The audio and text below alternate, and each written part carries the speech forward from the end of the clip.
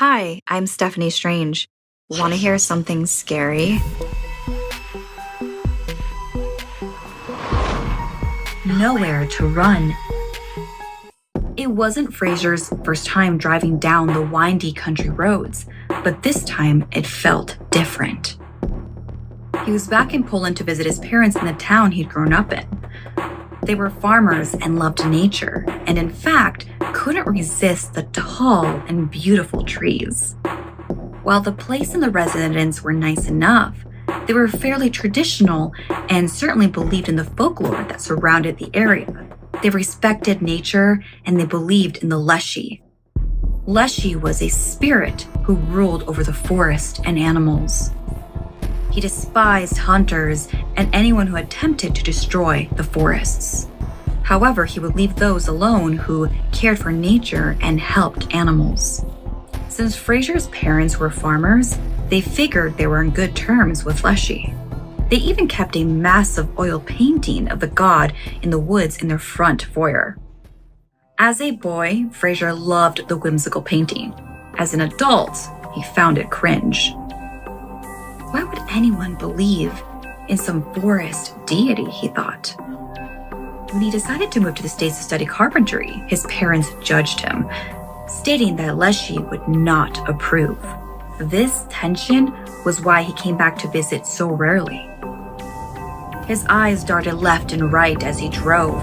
He couldn't make out much on the darkened road. It felt eerie without the city lights he was used to. Even the moon was heavily blocked out by the clouds. He knew when he got to his family's house, he would be safer than on the roads. When he arrived, his parents were still waiting for him. The house was full of nature. However, all of this was overshadowed by their biggest piece of decor. There it was, the painting. So detailed and lively. It looked like Leshy could jump right out of the frame. Fraser stared at it for a long time, and even though Leshy was just an oil on a canvas, he could have sworn something seemed off about it. But it had been years since he last saw it. He figured he was just misremembering. Besides, it was just a painting. The next morning, Fraser took a stroll through the old woods he used to play in. He found a beautiful set of crooked pine trees. They had the perfect U shape and bend for a pair of chairs he was making for a client. With an axe in hand, he went back to the trees to chop them down until he had enough wood. He left and got started on his project. That night, on his way to bed, he passed the oil painting. This time there was no denying the painting had changed. Leshy was now peering at him, eyes squinting in anger. He reached out and touched the canvas, desperate to prove Leshy was just a figure painted in oils and nothing more. But when he tried to pull his hand away, he couldn't. It was frozen in place. Then, as if by magic, Leshy began to move. Fraser thought it was a figment of his imagination, but the painted deity reached out to Fraser and grabbed him by the wrist. Fraser felt the sharp fingernails dig into his skin. Leshy's face contorted from rage to pleasure as Fraser's skin started to turn brown and his surroundings faded. He was no longer inside the house. All around him were trees as tall as skyscrapers. He went to look back at the painting, but there was no longer a painting.